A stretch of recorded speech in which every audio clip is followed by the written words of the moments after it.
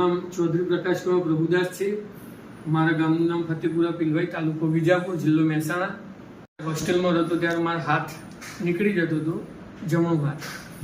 એના પછી વારંવાર હાથ નીકળવા માંડ્યો તો હોસ્પિટલમાં જઈ અને હાથ બેસાડવો પડતો હતો, કારણ કે હાથ જાતે કોઈની પાસે બેસી શકતો નહોતો, એટલે બેભાન કરીને બેસાડવો પડતો.